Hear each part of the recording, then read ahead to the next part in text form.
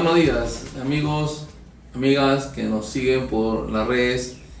El día de hoy, nuevamente en el programa Incendios en Lima, Cultura Preventiva, vamos a tocar un tema de mucho interés e importante denominado riesgos de incendio por colapso de estructuras durante un sismo. Es bien sabido que en Lima se está esperando un sismo de gran magnitud.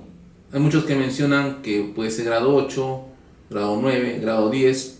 No exactamente se sabe de qué grado es, pero lo más pesimista sería que sea grado 10. Y parte de ello se mencionó en el último congreso que hubo en el mes de septiembre en el Centro de Convenciones de Lima, el cual se denominó Gestión de Riesgos de Sismos y Desastres. Que si bien es cierto, tuvo bastante acogida a nivel de profesionales, falló casi un 99.9% la presencia de las autoridades, quienes eran las más llamadas a estar presentes, porque son quienes al final nos representan y las que gestionan de darse pues un proyecto como ese y a nivel de inversión. Bueno, ese sería un tema que vamos a ver más adelante. El día de hoy nos encontramos en esta entrevista con el ingeniero Darwin Padilla Gutiérrez. El ingeniero Darwin Padilla Gutiérrez es ingeniero civil, especialista en seguridad eléctrica, actualmente miembro del Comité Especializado de Seguridad Eléctrica del Colegio de Ingenieros del Perú, del capítulo de Ingeniería Eléctrica del Consejo Departamental de Lima. Darwin, bienvenido a esta reunión. ¿Cómo estás? Buen día. Con el ingeniero Darwin vamos a ver, como mencioné, el tema del riesgo de incendio por colapso de estructuras. Darwin, como conocemos, Lima viene pues permanentemente diciéndose de que va a haber un sismo de un grado muy intenso, se estima grado 10, lo cual pues nos dejaría casi el 70% de la infraestructura colapsada. Y no lo decimos nosotros, lo dicen varios estudios que ya vienen viéndose desde hace por lo menos 3 años atrás, que yo vengo viendo el tema de lo que son cultura preventiva. El día de hoy pues agradecerte por estar presente acá en este programa y no sé, preguntarte cuáles son los riesgos eléctricos a los que el público que nos está viendo podríamos estar afectados, ya sea durante y después de ocurrir una situación como esta. Ok, listo. Muy buenos días con todos. Es cierto, Lima tiene una gran amenaza de lo que es sufrir de graves pérdidas por colapso de estructuras, pérdida de edificios debido a un movimiento sísmico de gran magnitud. Se estima que el terremoto que llegue sea de una escala superior a 9. La escala de Richter básicamente lo que te mide no solamente es el grado de destrucción de la ciudad, sino también el impacto psicológico que tiene en la gente. Un grado 9 para arriba es histeria colectiva, es pánico generalizado. Entonces no solamente tienes el riesgo eléctrico natural de encontrarte con instalaciones destrozadas, con cables en el suelo, tensionados debido a la destrucción de los postes de las subestaciones que tenemos en un buen porcentaje aéreas y que están expuestas en la calle, que es el lugar donde precisamente la gente cuando ocurre el sismo va a ir a la zona segura y va a tener que pasar por encima o debajo o cercanía de cables, sean de media o de baja tensión tensionados. Entonces el riesgo de electrocución es más que evidente. Otro de los riesgos que la gente va a tener que enfrentarse durante la ocurrencia de los sismos es el riesgo que existe en la propia instalación doméstica, en sus propios domicilios. Uno pensaría que el lugar más seguro donde puede pasar un sismo es en su casa y luego salir a la calle, pero esto obedece si es que la gente ha cumplido o no con la normativa de construcción, con la normativa de selección de los equipos de protección, con los cables adecuados, que no ha comprado cables en mala condición, que no son cables que tienen deficiencia de aislamiento porque son productos Bamba. Es decir, cables definitivamente certificados. O sea, cables certificados, cables que han pasado por una serie de pruebas que garantizan que estos, al de una ocurrencia, no van a fallar fácilmente. Es decir, imaginemos unas personas que han construido su casa piso por piso. Entonces, cada vez que han ido elevando un piso, han contratado a un técnico, porque no contratan a un ingeniero, contratan a un técnico que lava instalaciones eléctricas. Muy bien. El técnico le pide los materiales a la gente. La gente, en función de sus recursos o en función de su desconocimiento de la norma, porque es perfectamente lógico que haya gente que no conozca electricidad, porque no es un tema de cultura general, por desgracia. Yo recuerdo que hace mucho tiempo en los colegios, cuando estudiamos nosotros, nos enseñaban cursos de electricidad. Sí, eso era antiguamente. Antiguamente. Hoy en día tú le preguntas a un muchacho de 15 años qué sabe electricidad y no sabe nada. Exacto. Eso es. Entonces, cuando ese muchacho sea un hombre y compre su casa, va a confiar en lo que le diga el maestro. Y el maestro no le interesa, sinceramente, no le interesa si esa familia vive segura o insegura. Solo le interesa cobrar. Exacto. Así estamos hoy en Ahora, y día. las instalaciones, los materiales los compran pues en típicos lugares que es la Malvinas, por ejemplo, donde hay materiales que pueden ser de buena procedencia o los falsificados. Falsificados. El falsificado es el problema, porque al final... Pero eso me habla más que todo de construcciones, por ejemplo, actuales, o que se han ido progresivamente construyendo, pero las construcciones que tienen más de 25 años, 30 años, esas casas que están, por ejemplo, en el RIMA, en las zonas... las zonas de mayor riesgo. Exacto. Caso de una ¿Cómo sería en ese sentido? Porque ahí las instalaciones definitivamente son las mismas de antes, incluso que estaban diseñadas para una carga A, cuando ahora tienen una carga 3A, por decir, ¿no? Hay algo muy importante que muchas de las personas, e inclusive hasta ingenieros que conozco, desconocen.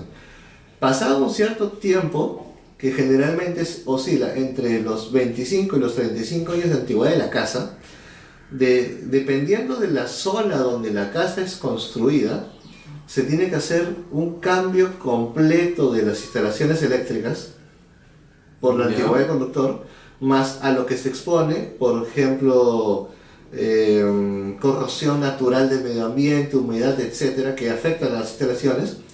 Y hay otra cosa que la gente desconoce, que es que a veces es necesario hacer reforzamiento de cimientos en casas, lo cual es algo que muy poca gente o casi nadie hace. Es decir, una casa que tiene 35 años construida, se construyó originalmente con 2 pisos. La gente hereda las casas de sus padres y se va a vivir con su nueva familia. La familia crece, ahora son 4 pisos. Esos cimientos necesitan un reforzamiento luego de los 30 años de construida por un tema simple de mantenimiento de la casa, y la gente no lo hace. A eso súmale el desgaste natural debido a los movimientos sísmicos que poco a poco se han ido generando en los últimos 35 años, esperando el gran terremoto.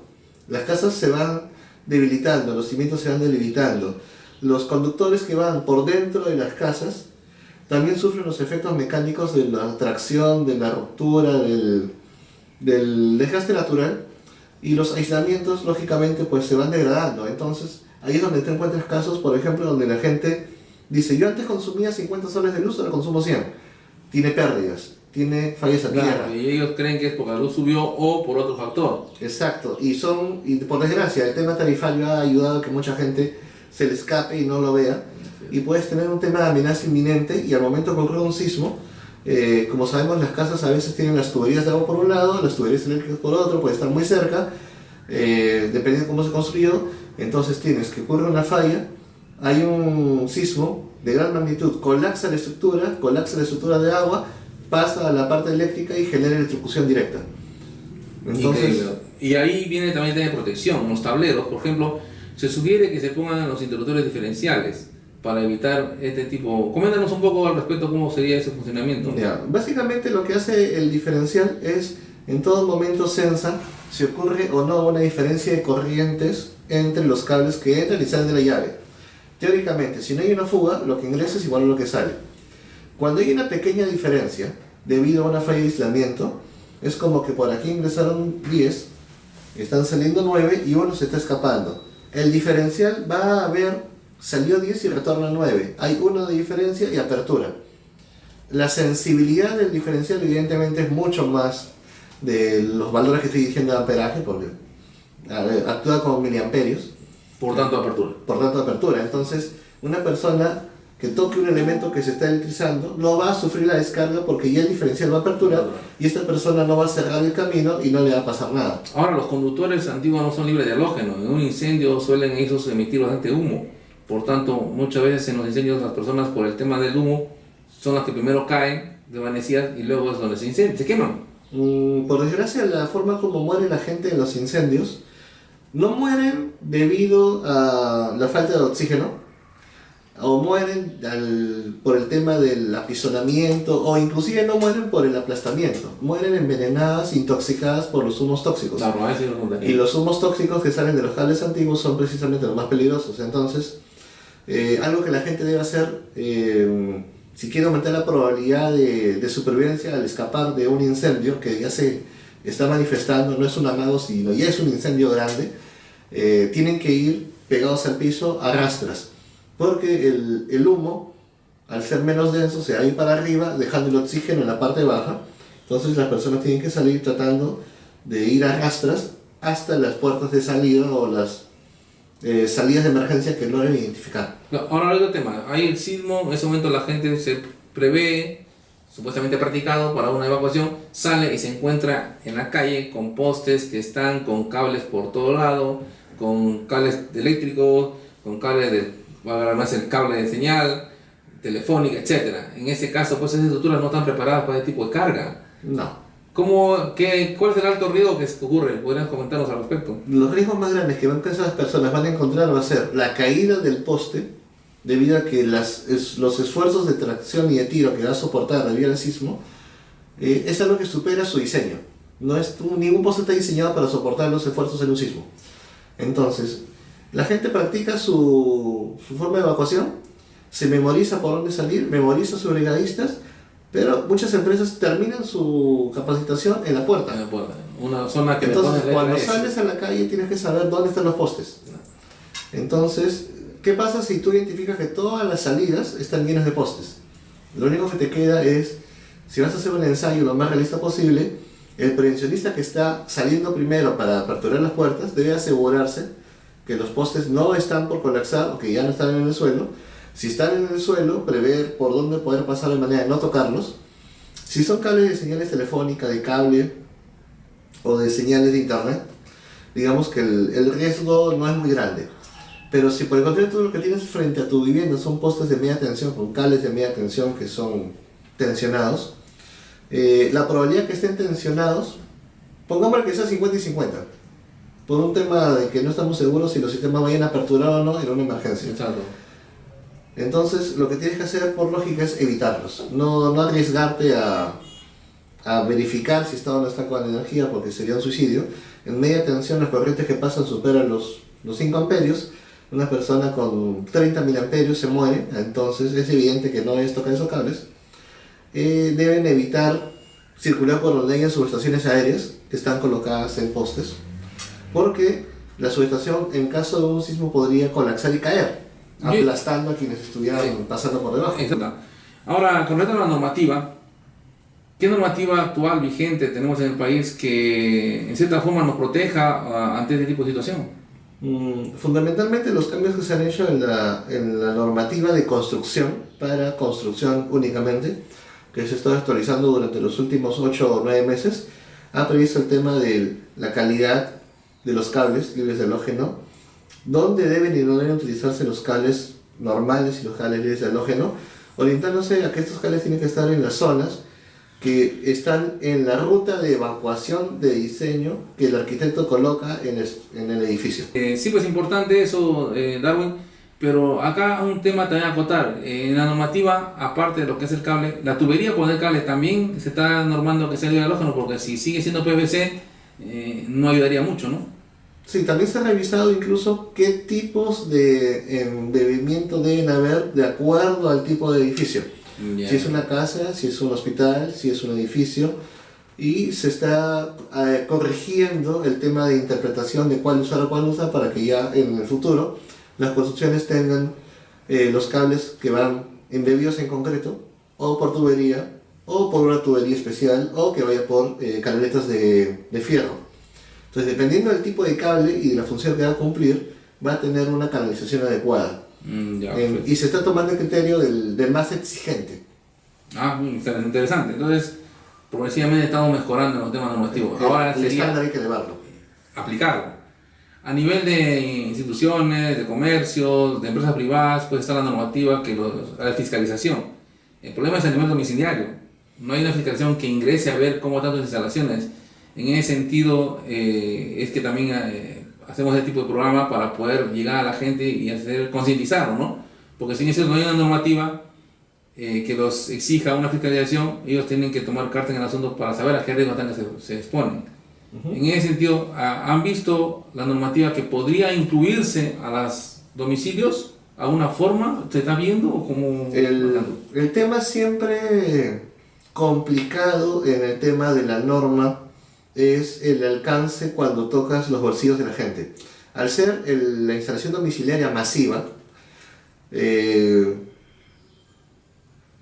obligar a la gente a que instale diferenciales, el obligar a la gente a colocarle el líder halógeno, implica un costo mayor al costo que si utilizaran llaves normales, que hace muchos años intentó colocar eso en la norma y no se logró, fracasó, y ahorita es simplemente potestativo del cliente si lo coloca o no.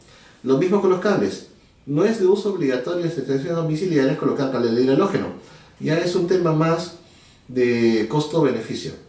O de preguntarse cuánto estoy dispuesto a gastar más por mi seguridad. Y un tema también, ¿no? ¿Cómo regular a los que venden los materiales? Porque si fuera regulado como otros países el ingreso de materiales, llámese chinos, creo que podría haber un mayor mercado, por tanto podría bajar un poco los costos. Algo de economía de escala, ¿no? Podría hacer. Colombia hizo eso hace más o menos unos 5 o 6 años. Todo lo estandarizó a marcas y modelos únicos para cumplir con los estándares de seguridad. Y hoy en día tú te vas a cualquier casa de Colombia y todas las casas tienen cables de muy buena calidad, cables normados, tableros normados y llaves diferenciales. Pero eso es algo que viene de arriba, de la cabeza. Eso salió desde un nivel muy alto. Acá en un congreso como el que tenemos, creo que va a ser difícil que pensemos actualmente que cuando cambie todo eso, ojalá podamos llegar a ese tipo de cambio, lo cual sería adecuado, porque al final, como siempre digo yo en las charlas que participamos, la vida humana no tiene precio, ¿no? Y un diferencial no cuesta más que 2 cajas de cerveza, ¿no? Pero sí, un cajón cuesta mucho más que 10 diferenciales. Eso es lo anecdótico, digamos, de eso, ¿no? Y por el día de hoy agradecemos a la participación del ingeniero Darwin Valle. Gracias, Darwin, por tu apoyo, tu experiencia impartida a los que nos siguen. Queremos que este canal progresivamente vayamos viendo más cosas. Te invitaremos por otro evento porque hay bastante que conversar. Seguramente que van a haber preguntas. Los que tengan preguntas, ya saben, por el Face o por el correo, hacernos llegar, o por el WhatsApp, y las derivaremos al ingeniero Darwin para que la responda y podamos así ir creando el tema de la cultura preventiva que progresivamente tenemos que conseguir lograr hasta el último rincón del país para que así estemos propensos a cualquier tipo de evento. Como siempre menciono, siempre la probabilidad es 50-50. Puede pasar o no puede pasar. Hay que estar preparados para lo que vaya a pasar, ¿no? Porque eso es lo importante. Y nuevamente agradecer por tu participación. Te espero la próxima entrevista con un tema interesante y atentos a las preguntas del público.